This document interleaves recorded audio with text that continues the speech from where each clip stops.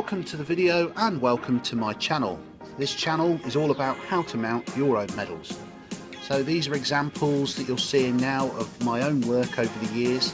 I did my first set back in 2002 when I was given the Golden Jubilee, and I wanted to save myself a few quid on getting them all remounted with my existing set. So fast forward a few years and everyone else started asking me to do theirs for them as well. So over the last 15 years I've court mounted medals, I've swing mounted them, and I've even ventured into ribbon bars, presentation pieces, foreign medals, honours and awards, and I've even been taking on jobs for mates based around the world. Now I want to pass on that knowledge to save you all some money. The process is very simple, albeit time consuming if you do it properly, and my videos will show you how to do exactly that and get a better and higher quality finish every single time. And all I ask in return is that you please subscribe to the channel, and if you feel the videos are beneficial to you, please like and share the content so that others can enjoy the benefit of taking pride in their hard-earned silverware. Right, well, I get most of my materials from messdress.com. They're based in Bournemouth, and to be fair, they are probably the cheapest that I can certainly find around. If you come across anything slightly cheaper, then by all means feel free to drop it in the comments. But yeah, they're pretty reliable, very fast service. And for the materials such as cotton and everything else, sewing stuff, and your buckram as well, we'll come on to that. You can't beat the Dunelm mill. They are superb for your raw materials like your fabric and everything else that we're going to need. Alright, let's begin. So first thing we're going to need is sheet fabric, and it has to be black. The only time this can be another colour is if you're in the guards or you're mounting medals for someone in the guards, then it's red, and that's the same with the felt that goes on the back. The most obvious thing we're going to need is spare ribbon. You can order this again from messdress.com, the link's in the description, and you can order it. It normally comes in either 10-inch lengths, or they'll sell you a roll as well.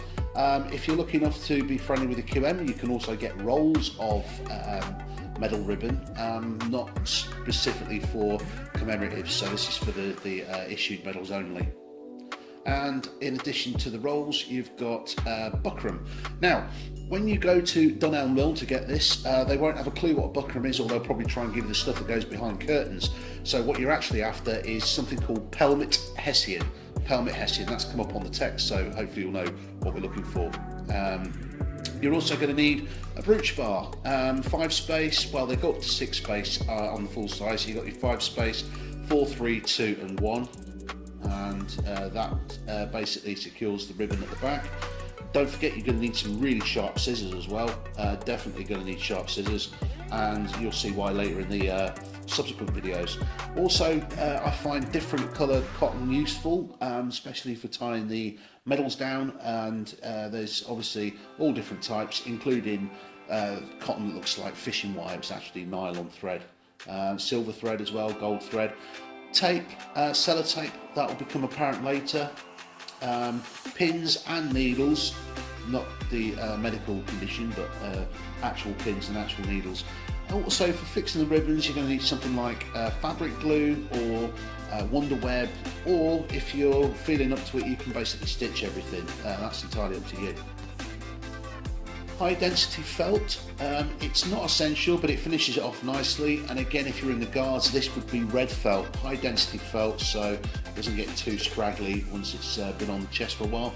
A lint free cloth. By lint free cloth, I mean something that isn't going to leave bits and pieces everywhere. Normally you can get these like lens cleaning cloths and so on. They're perfect for cleaning medals or wiping them.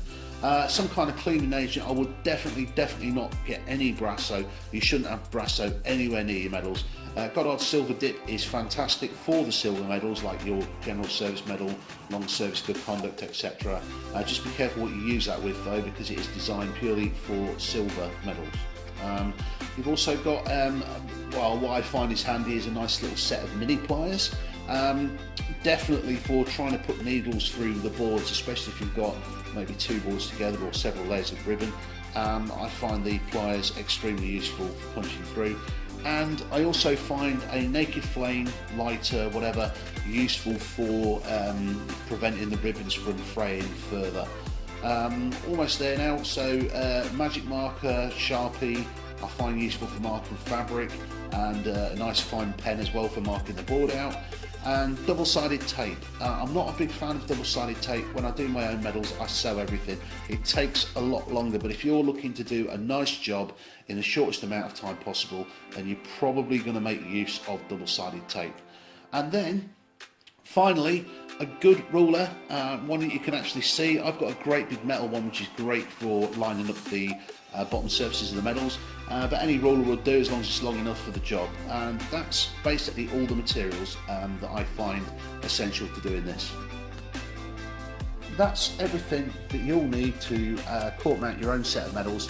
And if you're feeling a little bit more entrepreneurial, you might want to get friendly with your local tailor if you're still serving or you're working on a base. In exchange for coffee and biscuits, you might be able to get a hold of a decent amount of material from them, depending on how generous they are. Anyway, good luck with it. Let me know how you get on, and feel free to share your own projects.